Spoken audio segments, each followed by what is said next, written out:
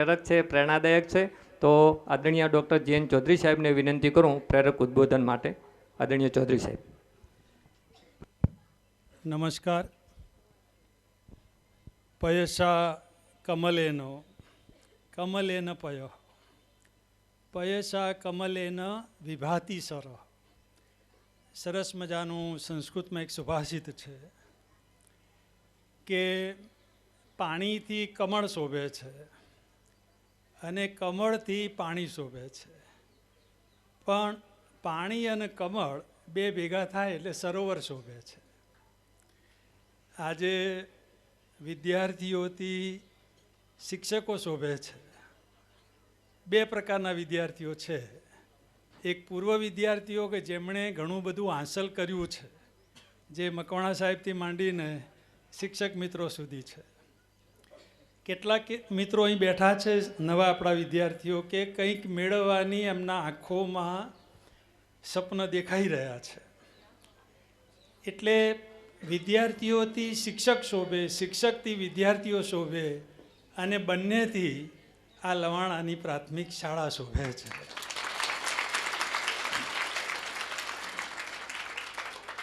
અને એવા સરસ મજાના માહોલમાં પૂનમનો દિવસ છે અને પૂનમ જેવી સોળે કળાએ આ શાળાને શણગારી છે। એ સૌ આયોજકોને પહેલાં તો મારા અભિનંદન, વંદન। મિત્રો, 20મી સદીના મધ્યકાળમાં અને પ્રજાસત્તાક વર્ષના બીજા વર્ષે શરૂ થયેલી આ લવાણા પ્રાથમિક શાળાને આજે 75 વર્ષ પૂર્ણ થવામાં છે। ત્યારે આ અમૃત મહોત્સવ પ્રસંગે જેમણે ખૂબ કિંમતી સમય લઈને આપણા નવરચિત વાવથરા જિલ્લાના પોલીસ અધિક્ષક અને આ કાર્યક્રમના પણ અધિક્ષક એવા માન્ય શ્રી ચિંતન તેરૈયા સાહેબ, આ ગામના પનોતા પુત્ર, આ ગામનું ઘરેણું, અને જેમની શોભા, જેમનું ગૌરવ, જેમના માધ્યમથી આપણને મળી રહ્યું છે એવા સુરેન્દ્રનગર જિલ્લાના ચોટીલાના ડેપ્યુટી કલેક્ટર માન્ય શ્રી એચ.ટી. મકવાણા સાહેબ, અહીંયા લાખણી તાલુકાના અમારા તાલુકા પ્રાથમિક શિક્ષણાધિકારી શ્રી પાબુવંશીભાઈ, અહીંના સ્થાનિક ગામના વતની અને આ શિક્ષણનું ખૂબ સરસ મજાનું કામ કર્યું છે એવા ઉદયસિંહ રાજપૂત સાહેબ, મુરબ્બી શ્રી તેજાભાઈ, સંત બાપુ, આ શાળા જેમને ધબકતી રાખી છે એવા દશરથસિંહ અને એમના સૌ સ્ટાફ મિત્રો, મંચ ઉપર બેઠેલા સર્વ વડીલ મિત્રો, ગામમાંથી પધારેલા મિત્રો, બધાની કેપેસિટી આ પૂર્વ વિદ્યાર્થીઓની આ મંચ ઉપર બેસવાની છે, પણ આજે એક વિદ્યાર્થી તરીકે તમે સામે બધા બેઠા છો, એમાં મેં જોયું તો કેટલાક MS ડૉક્ટર છે, MD ફિઝિશિયન છે, વર્ગ 2, વર્ગ 1ના અધિકારી મિત્રો છે, આચાર્ય મિત્રો છે, શિક્ષક મિત્રો છે, પોલીસ સેવામાં છે, આર્મી અને એમાં 22 જેટલા મિત્રો છે, અને એ સૌને મારા અભિનંદન છે। અહીંયા સરસ મજાનું એન્કરિંગ અમારા દાનાભી કરી રહ્યા છે। આમ લીંબાવ શાળાના એસ્ટેટ આચાર્ય છે અને બહુ જ સરસ રીતે પ્રાથમિક શાળાઓમાં એમની કામગીરી રહી છે। સૌને યાદ કરીને આજના આ પ્રસંગે અમૃત મહોત્સવ છે, એટલે અમૃત જેવી વાતોનું થોડું ચિંતન આપણે કરવું જોઈએ। એ ભાવથી બધા જ શિક્ષણ વિશે આપ બધા જાણો છો, એજ્યુકેશન કેટલું જ ઉપયોગી છે એની બધાને ખબર છે। એ જાગૃતિનું આજે પરિણામ છે। તમે જો શરૂઆતનું જે લિસ્ટ છે ને બહુ ધીમું છે, અને પાછલી યાદી મેં જોઈ તો મોટા ભાગના ડૉક્ટરો છે, તો છેલ્લે હવે ખૂબ જાગૃતિ આવી છે। અને હમણાં તેરે સાહેબ કીધું કે આ પોલીસ ભરતીમાં જિલ્લાના 700 જેટલા યુવાનો પસંદ થયા છે. એટલે કેટલી જાગૃતિ આ જિલ્લામાં શિક્ષણ માટે છે એ આપ બધા જાણો છો. જ્યારે આ શાળા શરૂ થઈ ત્યારે એના પહેલાંનો થોડા વર્ષ પહેલાંનો સમયગાળો એવો હતો કે આ દેશ અંગ્રેજોની ગુલામીમાંથી પસાર થઈ રહ્યો હતો. અને એ વખતે કોઈને પણ આપણે એમ પૂછીએ કે તમારા જીવનનું લક્ષ્ય કયું છે, તો એક જ વાત કરે કે આ દેશની આઝાદી. કારણ કે બધાને ખબર હતી કે ગુલામી કેટલી અઘરી છે અને વિકાસ બધો જ રૂંધીને બેઠી છે. એટલા માટે પહેલાં પહેલી તો આ ગુલામીમાંથી બહાર નીકળવું એ લક્ષ્ય હતું. અને એ સ્વતંત્રતા મળી એના પછી આ દેશ કેવી રીતે આગળ વધશે એ માટેનું મંથન થયું, ચિંતન થયું. અને 1952માં પહેલી આપણી ચૂંટાયેલી સરકાર આ દેશમાં બની. પણ સ્વતંત્ર ભારત પહેલાંનો ગાળો અને સ્વતંત્ર ભારત પછીનો ગાળો, તો કોઈને પૂછો કે હવેનું લક્ષ્ય શું છે, તો એનું એક જ વાક્ય છે કે આ દેશના વિકાસ માટે આ દેશની દરેક વ્યક્તિને શિક્ષિત કરવી. અને એટલા માટે એવું કહેવાય છે કે education is the powerful weapon we can use to change the world. હવે શિક્ષિત કરવી, તો આ વાક્ય બોલનારના નજરમાં એ વાત પણ હતી કે value based education is only a instrument for transmuting a national talent into national progress. જો આ રાષ્ટ્રની ટેલેન્ટને રાષ્ટ્રના પ્રોગ્રેસમાં ફેરવવી હશે તો એના માટેનું એક જ સાધન છે કે એને મૂલ્ય શિક્ષણ આપવું.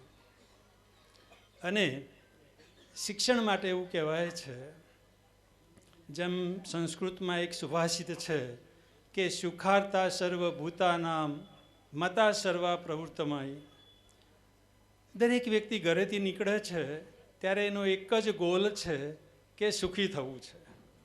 તમે વિદ્યાર્થી દફતર લઈને નીકળે, કોઈ ભણાવવા જાય, કોઈ ખેતરમાં જાય, કોઈ કામ ધંધે જાય, તો એને પૂછો કેમ નીકળ્યા, તો સુખાર્તા સર્વભૂતાનામ, દરેકને સુખી થવું છે. મતા સર્વા પ્રવૃત્તમય, એટલા માટે તો એ એક્ટિવ છે. પણ બીજા વાક્યમાં કહે છે સુખમ નાસ્તિ વિના ધર્મો, ધર્મ વગર સુખ નથી. અને એટલા માટે તસ્માત ધર્મ પરમો ભવ, ધર્મ સૌથી મોટો છે. હવે પ્રશ્ન થાય કે ધર્મ કયો, અને એના માટે તો કેટલું બધું કન્ફ્યુઝન બી સમાજમાં ચાલે છે. પણ બીજું એક વાક્ય છે સંસ્કૃતમાં કે જ્ઞાનવાને ન સુખવાન, જ્ઞાની વ્યક્તિ સુખવાન છે. જ્ઞાનવાનેવ જીવતી, જ્ઞાની વ્યક્તિ જ સારી રીતે જીવે છે. જ્ઞાનવાનેવ બલવાન, જ્ઞાની વ્યક્તિ જ બળવાન છે. એટલે એવું કહેવાય કે નોલેજ ઇઝ પાવર. અને એને એવું કીધું કે તસ્માત જ્ઞાનમયો ભવ, એટલે તું જ્ઞાની બન. હવે એક કહે છે કે તું ધર્મને અનુસરણ કરી અને તું સુખી થઈશ. એક એમ કહે છે કે તું જ્ઞાની થઈશ તો સુખવાન થઈશ અને બળવાન પણ થઈશ. પણ પ્રશ્ન એ થાય કે આ બંનેનું વિઝન આપણે થોડું જોઈએ તો ધર્મની વ્યાખ્યા શું છે અને શિક્ષણની વ્યાખ્યા શું છે, આ બેનો વિચાર કરીએ તો આપણને થોડો વધુ સ્પષ્ટીકરણ થશે. ધર્મ માટે વૈશેષિક દર્શનશાસ્ત્રમાં કણાદ ઋષિએ એવી એક વ્યાખ્યા કરી છે કે યતો અભ્યુદય નિશ્રેયસ સહધર્મ. ધર્મ તે કે જે વ્યક્તિને ભૌતિક રીતે અને પારલૌકિક રીતે સુખી કરે. હવે શિક્ષણની વ્યાખ્યા જુઓ તમે કે education is the process of education is the process for human empowerment for better and higher quality of life.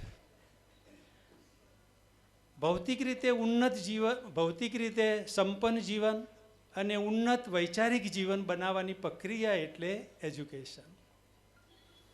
હવે પ્રશ્ન એ થાય છે કે આજના શિક્ષણથી માણસ ભૌતિક સંપન્ન તો થઈ રહ્યો છે, પણ વૈચારિક રીતે ઉન્નત થઈ રહ્યો છે કે કેમ, અને વૈચારિક રીતે ઉન્નત થવાની જરૂર છે કે કેમ, ત્યારે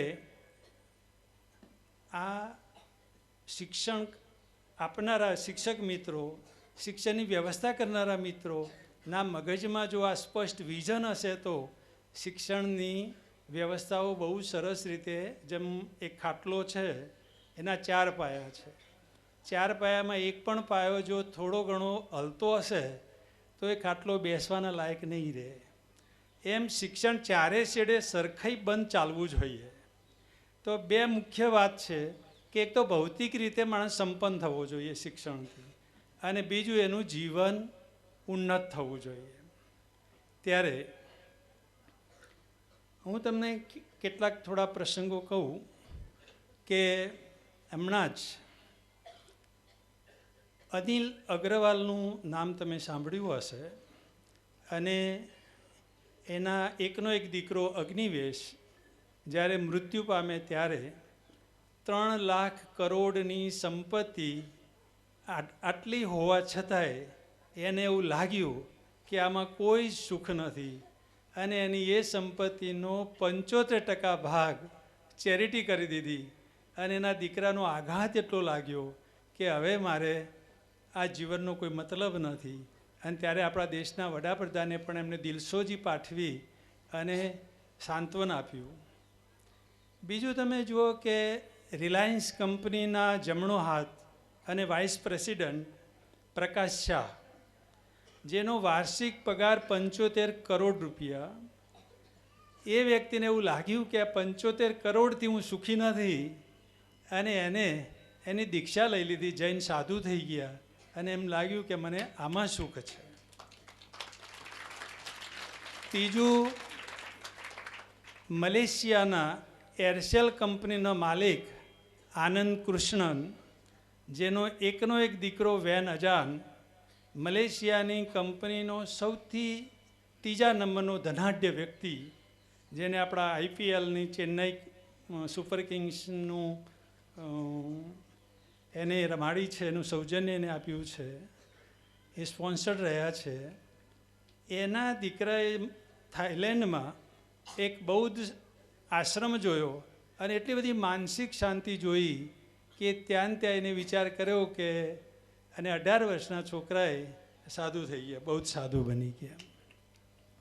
એક ડેપ્યુટી કલેક્ટર મેં જોયા છે કે એનાથી બી આઈએસ કેડરના એક અધિકારી, ખૂબ ઊંચું ભૌતિક દ્રષ્ટિએ સંપન્ન, એના દીકરો બી મેં મામલતદાર કક્ષાના અધિકારી, એ નિવૃત્ત થયા.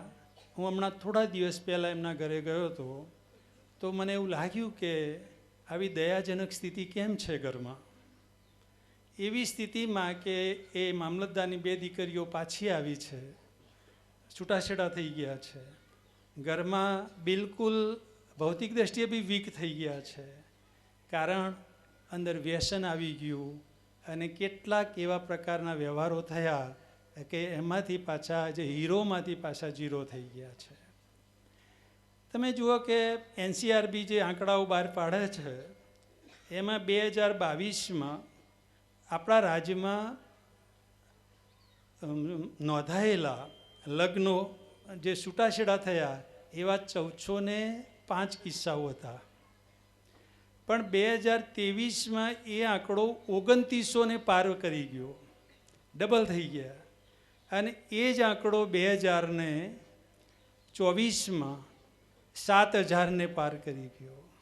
હવે વિચાર કરો કે આટલા બધા જ ભણેલા લોકો છે. આજે ગુજરાતની સાહેબને ખ્યાલ છે કે 30 થી 32 જેલો છે, જેલમાં કેદીઓને રાખવા જગ્યા નથી, એટલા બધા કેદીઓ છે જેલોમાં. અને આમાંથી મોટા ભાગના ભણેલા છે.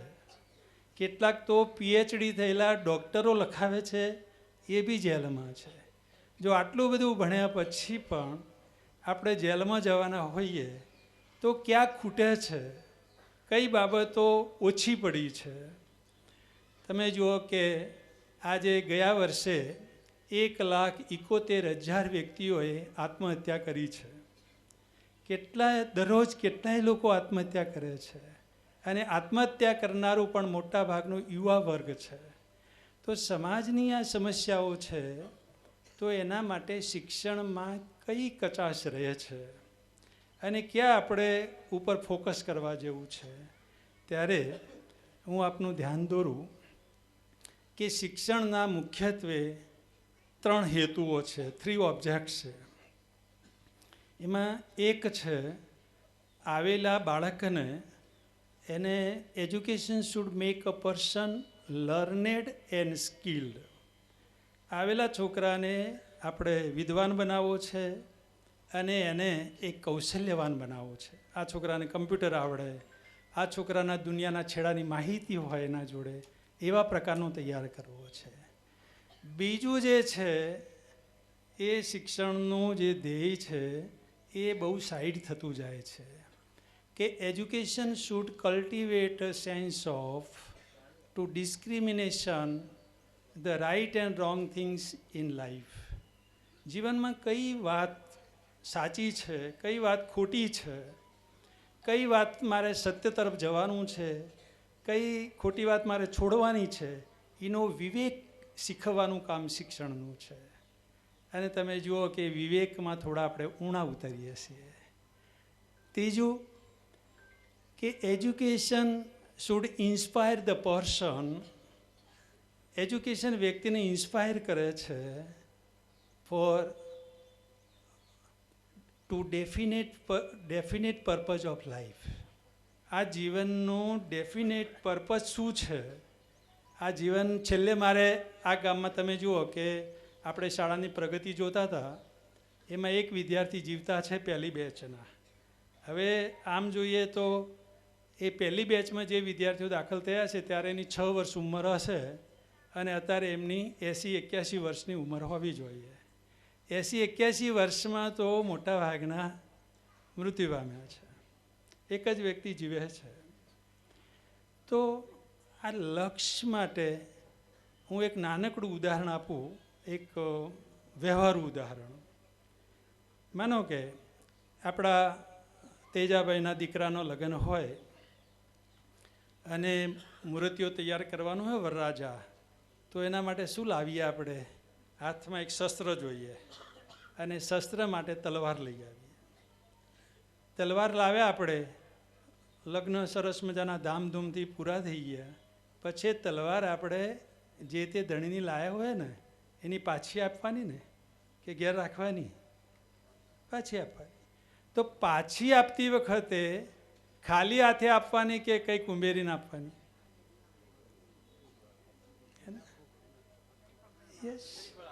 યસ. તો જો કોઈક જગ્યાએ શ્રીફળ આપે છે, ક્યાંક પતાસો આપે, કોઈક ચોકલેટ આપે, કોઈક ગોળ આપે છે, કોઈ સાકર આપે છે, તો કંઈક ઉમેરીને જાય છે.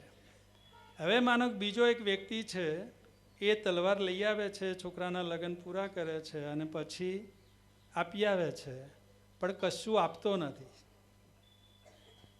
ત્રીજો એક વ્યક્તિ છે કે તલવાર લઈ આવે છે પણ તલવાર ખોલે છે, થોડા પટા ખેલે છે, તલવાર બુઠ્ઠી કરે છે અને પછી આપી આવે છે. હવે આ ત્રણેય વ્યક્તિઓએ તલવાર પાછી આપી, એમાં યજમાન તલવારવાળો ભાઈ કોનાથી રાજી થશે? પહેલા નંબરથી રાજી થશે. તો જીવન ભગવાને આપ્યું છે, એ જીવનને જે સવાયું કરીને પાછું આપે છે એનાથી ભગવાન રાજી થશે ને? જે જીવન આપ્યું છે એને બુઠ્ઠું કરીને જાય છે, એનાથી ભગવાન રાજી થશે? અને ઘણા લોકો એમ કહે છે કે તલવાર મેં તો વાપરી જ નથી. પણ અહીં તમે બેઠા છો ને તો એ મનમાં સારો વિચાર આવતો હશે અને ખોટોય આવતો હશે. ખોટો આવે ને એટલે તલવાર બુઠ્ઠી થવાની સમજવાની. માણસો મનથી તલવાર બુઠ્ઠી કરે છે, વિચારથી કરે છે, વ્યસનથી બુઠ્ઠી કરે છે. હમણાં એક ભાઈએ મને કીધું કે સાહેબ બહુ વ્યસનો વધ્યા છે, પડીકીઓ ખાય છે લોકો. ભાઈ આ જીવન સાચો આપ્યું છે અને એમાં કેમ કરીને સવાયું બનાવી શકાય એ શીખવવાનું કામ એજ્યુકેશન કરે છે. કેમ કરીને એનું જીવન બગડે નહીં, કેવી રીતે જાળવવું એ સાચવવાનું કામ શિક્ષણ કરે છે. અને એ જીવનનો કેમ સાચી રીતે ઉપયોગ કરવો એ શિક્ષણ કરે છે. એટલા માટે મારા જીવનનો હેતુ કયો છે કે મારે જીવન સુંદર બનાવવું છે. બીજી વાત છે કે શિક્ષણ વ્યક્તિને લર્નેડ એન્ડ સ્કિલવાળા બનાવે છે. જો સાહેબ અહીંયા આ શાળામાં ભણતા હશે અને આજે આ જગ્યા ઉપર છે, કેમ આ જગ્યા ઉપર પહોંચ્યા? તો બેન્જામિન ફ્રેન્કલિન નામના એક વૈજ્ઞાનિકે એવું કીધું કે કોઈ પણ જ્ઞાન પ્રાપ્તિ માટે 4 બાબતો જરૂરી છે.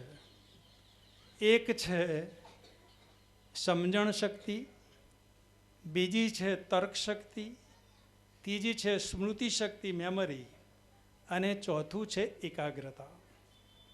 આ 4 બાબતો દરેક વ્યક્તિને ભગવાને કંપની ફિટિંગ આપ્યું છે. એક કોઈ પણ વ્યક્તિને સમજણ ના પડતી હોય એવી નથી, કોઈ પણ વ્યક્તિમાં તર્ક શક્તિ ન હોય એવું પણ નથી.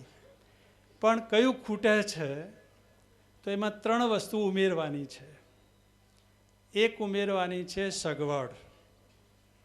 કેટલાક વિદ્યાર્થીઓ બનાસકાંઠામાંથી આજ સુધી હોશિયાર હોવા છતાંય આગળ ન જઈ શક્યા. એનું શું કારણ હતું?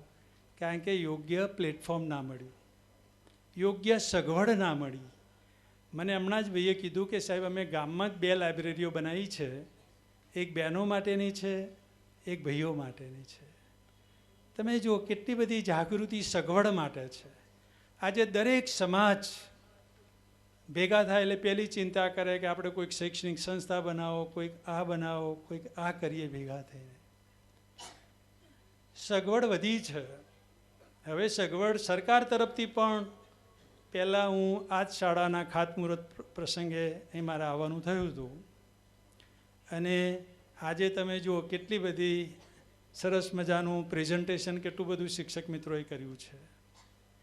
કેટલું આ છોકરાઓ NMMS, કોમન એન્ટ્રન્સ ટેસ્ટ કેટલી એક્ઝામોમાં પાસ થયા છે. આ એક્ઝામ પાસ કરવી સરળ નથી. કેટલું બધું શિક્ષક મિત્રોએ મહેનત કરી હશે. બીજી વાત છે કે મોટિવેશન. તમે જુઓ કે અહીંયા આપણે મોટિવેશન આપવાનું કામ કર્યું છે. Motivation is the super highway of learning. કોઈપણ વ્યક્તિને એની સિદ્ધિમાં 10 થી 11% ગ્રાફ ઊંચો જાય છે જો સારું મોટિવેશન મળે તો. એટલા માટે આપણે ઇનામ વિતરણ કાર્યક્રમ કરીએ છીએ, એટલા માટે તાળી પાડીએ છીએ, એટલા માટે આ સાહેબને ત્યાંથી અહીં બોલાયા છે કે તમને જોઈને આ છોકરાઓને મોટિવેશન મળશે. આ સાહેબને SP સાહેબને જોઈને એમ થશે કે આવડા સાહેબ SP DSP થઈ ગયા છે, આપણે પણ થવું છે. હવે ધ્યાન રાખવાનું છે કે પોઝિટિવ મોટિવેશન અને નેગેટિવ મોટિવેશન. નેગેટિવ મોટિવેશન ના જાય એ આપણે કાળજી રાખવાની છે. ઘણી વખત આપણે સ્ટેજ ઉપર એવી વ્યક્તિઓને બેસાડીએ કે એવા લોકોને આપણે વખાણ કરીએ, એવા લોકોની તાળીઓ પાડીએ કે આપણને એમ થાય, પેલા છોકરાઓ બેઠા બેઠા એમ વિચાર કરે કે આ સાહેબને તાળીઓ પડે છે તો આ સાહેબના જેવું થવાનું. આપણે જેમ જૂના સમયમાં જે ભાઈઓ બેઠા છે એમને ખબર છે કે પેલી કેરોસીનની લારી ગામમાં આવતી હતી.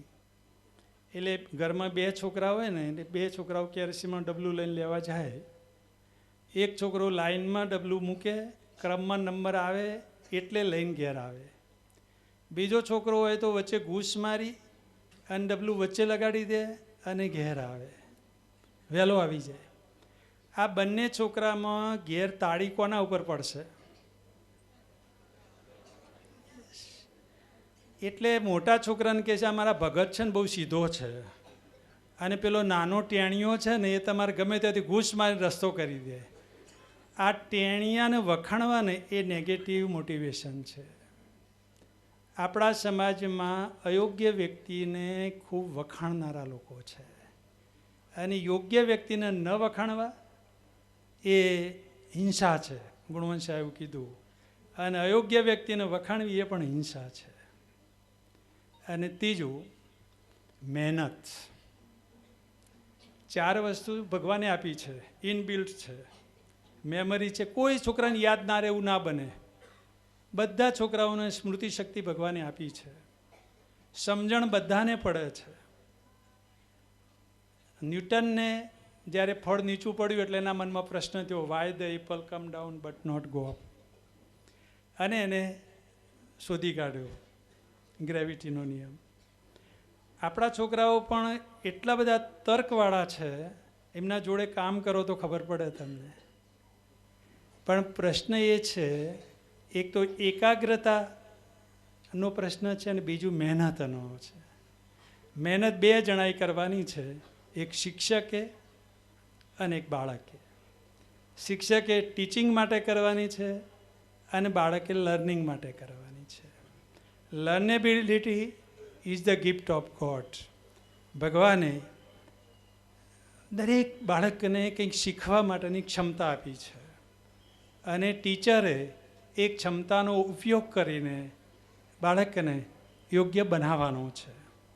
એટલે આપણે what is the right and wrong things એની ઊંડી વાતો હું નથી કરતો, પણ ટૂંકમાં હું તમને કહું કે માનસિક સ્થિતિ, ભૌતિક સ્થિતિ આજે સમાજની ખૂબ સારી છે.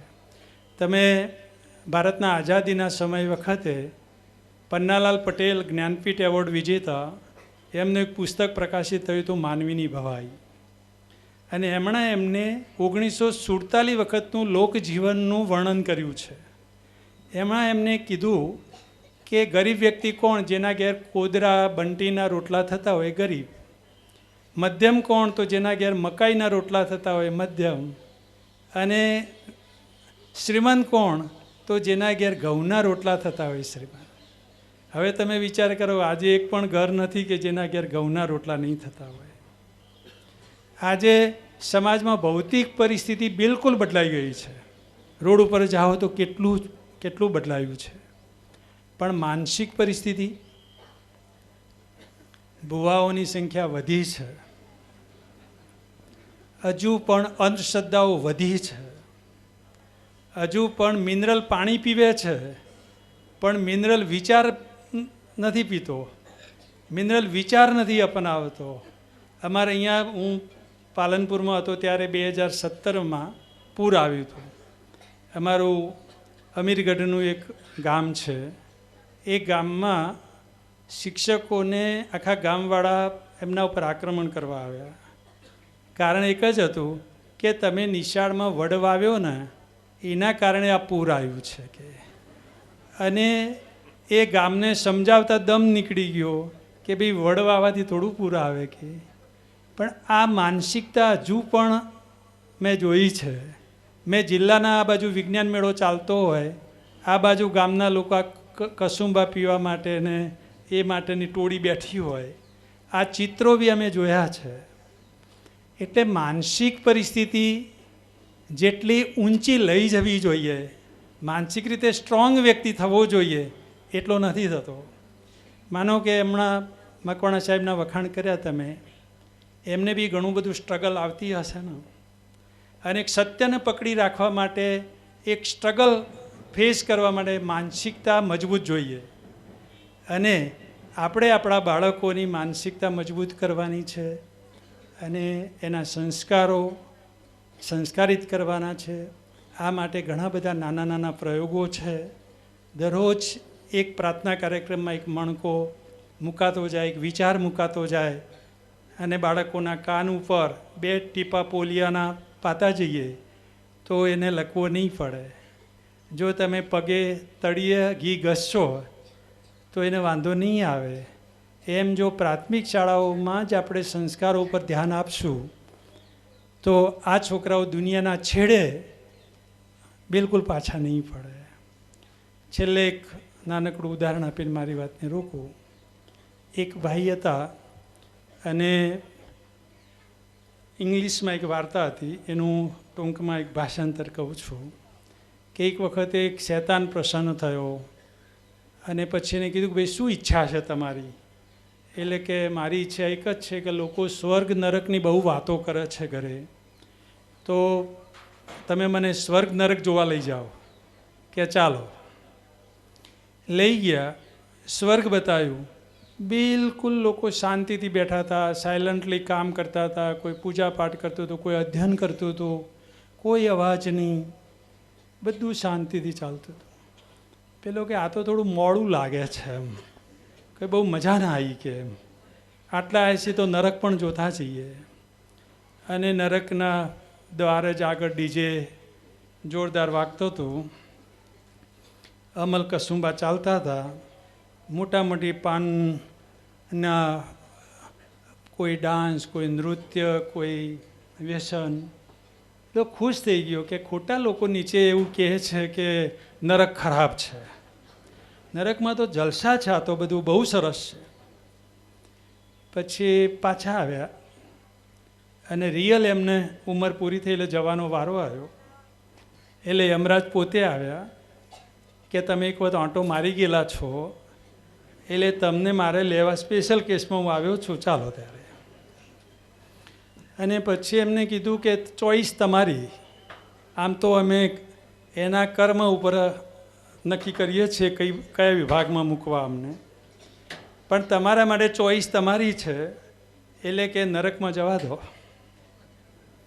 અને નરકમાં જેવા ગયા ને તો કોઈનો પગ ઊંચો કરેલો હતો અને 5 કિલોની ઈંટ બાંધેલી હતી, આમ ચિત્કાર વ્યક્તિ કરતી હતી. કોઈ જગ્યાએ ગયા તો આ મોઢું આખું કપાઈ ગયેલું હતું ને એ તો આમ રડવા જેવો થઈ ગયો.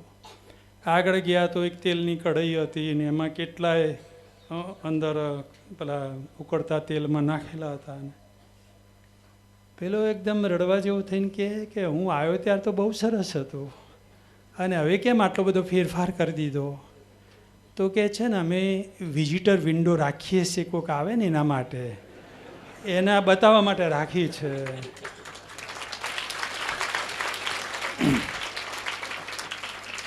મિત્રો, અત્યારે જે ખેતરમાં પાર્ટી કરીએ છીએ, પાનના ગલ્લે લટકતું બધું સરસ મજાનું રૂપાળું લાગે છે અને કોઈને ગાંઠતાય નથી, આપણે કોઈનું કહેવું માનતાય નથી. આ બધી નરકની બારીઓ છે અને એ જ નરક સુધી લઈ જનારી છે. આ રાઈટ નથી, આ રોંગ છે. અને હું ઈચ્છું કે આપણે બધા ભેગા થઈને આપણા બાળકોની રાઈટ સાઈડ ઉપર લઈ જવાનો પ્રયત્ન કરીએ.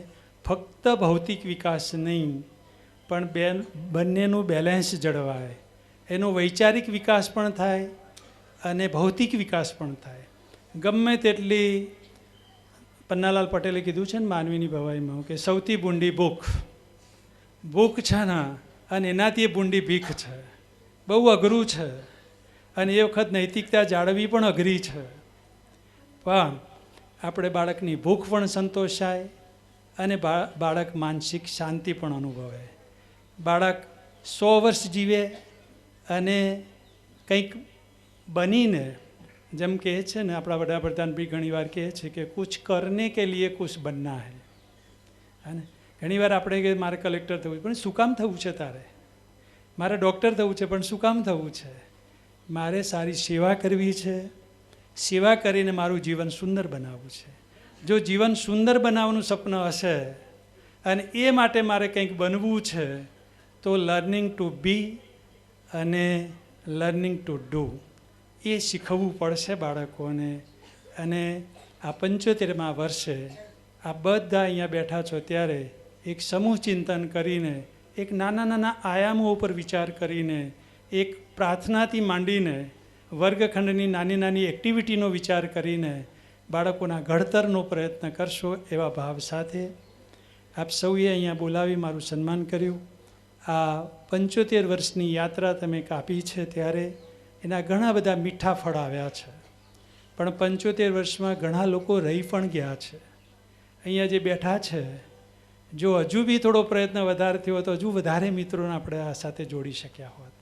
અને હવે નેક્સ્ટ સમય જ્યારે આ શાળાની શતાબ્દી પર્વ ઉજવાય ત્યારે એક દિવસ સ્પેશિયલ આવા જ વિદ્યાર્થીઓના સન્માનમાં જ જાય, એટલા બધા વિદ્યાર્થીઓ સિદ્ધિ પ્રાપ્ત કરે એવી શુભેચ્છાઓ સાથે મારી વાતને